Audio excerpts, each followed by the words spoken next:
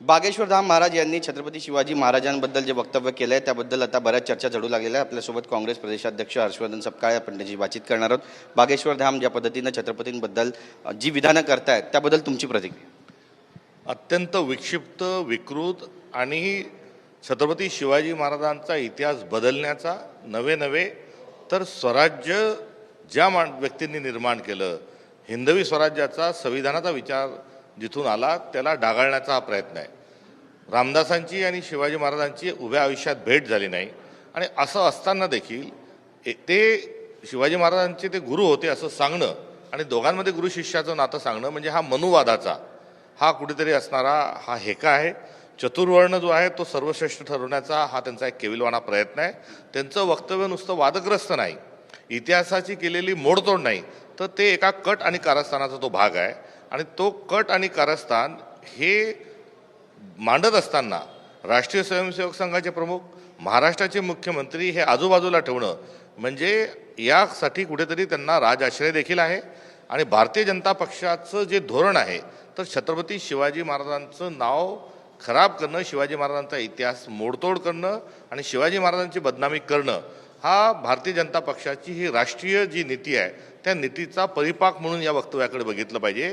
आणि वेळीच तमाम भारतीयांनी आणि शिवप्रेमींनी या संदर्भामध्ये आंदोलनात्मक भूमिका घेत असताना महाराजांची बदनामी आम्ही कदापि सहन करणार नाही ही भूमिका घेत महाराष्ट्राच्या मुख्यमंत्र्यांना माफी मागायला लावली पाहिजे। तुम्ही राजाश्रय आहे असं म्हणताय, जर माफी मागितली नाही तर मग काँग्रेसची पुढची भूमिका काय असेल? हे पहा, माफी मागितली नाही तर काय असणार आणि आम्ही आंदोलन करणार आहोत ते करूच। आमची भूमिका संविधानाची भूमिका आहे, सत्याची भूमिका आहे, अहिंसेची भूमिका आहे आणि जो बहुजनवाद आहे, जो संविधानाचा जो विचार आहे तोच विचार आम्ही पुढे घेऊन जाणार आहोत।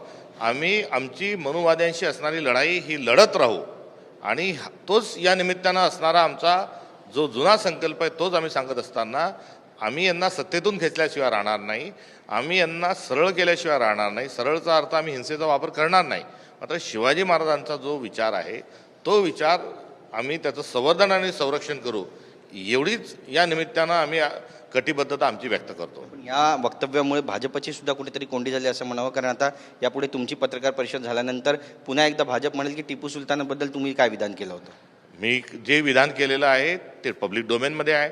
मी छत्रपती शिवाजी महाराजांचा स्वराज्याचा विचार शिवाजी महाराजांनी दिला हे माझं वक्तव्य आहे आणि शिवाजी महाराजांचा जो आदर्श आहे तो कुठेतरी घेऊन इतर राज्यांनी काम केलं हे माझं मूळ असणारं वक्तव्य आहे।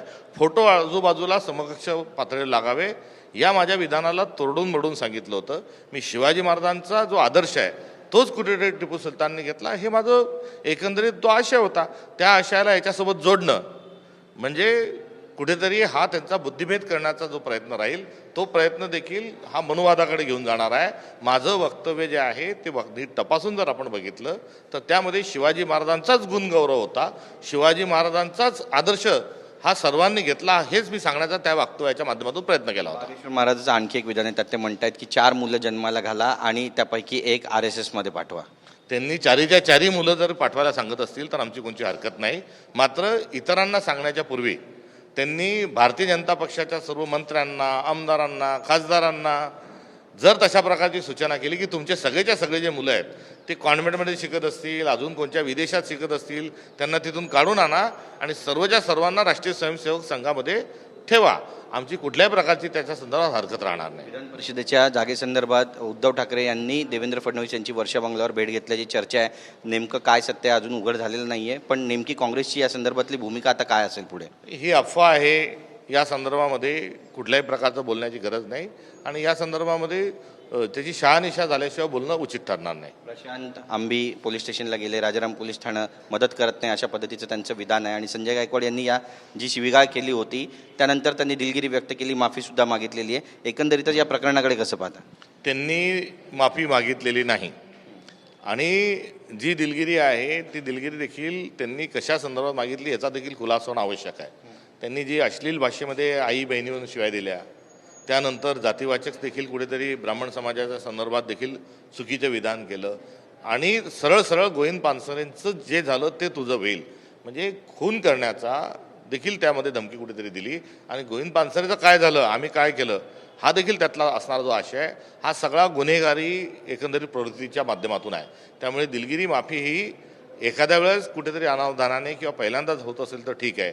याआधी वारकरी संप्रदायाच्या संदर्भात केलेलं विधान, दलित समाजासंदर्भात केलेलं विधान, इतर माळी समाजासारखे इतर जे समाज आहेत त्यांच्या संदर्भात केलेलं असणारं हे विधान, या सगळ्या विधानांची आपण जर समजून घेतलं तर वारकरी संप्रदायातले जे संत आहेत हे वाईट भावनेतून, मुली पळवण्याच्या भावनेतून देखील सप्ताहाला जातात. इथपर्यंत त्यांचे जे विधान आहेत हे जर सगळे आपण बघितले तर आता या व्यक्तीची, या विकृत व्यक्तीची, या गुन्हेगारी प्रवृत्तीच्या व्यक्तीवर आता कारवाई जरूर केली पाहिजे. अहो देवेंद्र फडणवीसजी, तुम्हाला आता काय लाज शरम तुमची मला काढता येत नाही, मात्र तुमच्या तोंडात करोनाचे जंतू कोंबू म्हणणाऱ्या माणसाला आणि आपल्या पार्टीला नामर्द आणि इतर अनेक शिव्या ज्यांनी भारतीय जनता पार्टी म्हणून दिल्या आहेत अशा माणसावरही आपण कारवाई करत नाही.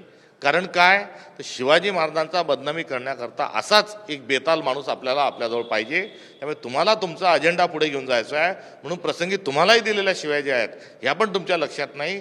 आपलाही बेशरमपणा किंवा आपण संजय गायकवाडांच्या समकक्ष देवेंद्र फडणवीस आहेत असंच या निमित्तानं कुठेतरी म्हणावं लागेल. आमच्याशी बातचीत केल्याबद्दल. तर आपण पाहतोय जहरी टीका देवेंद्र फडणवीस जे महाराष्ट्राचे मुख्यमंत्री त्यांच्यावरती हर्षवर्धन सपकाळ यांनी केली आहे. कॅमेरा पर्सन खंडूराजसह गिरीश गायकवाड, TV9 मराठी, मुंबई.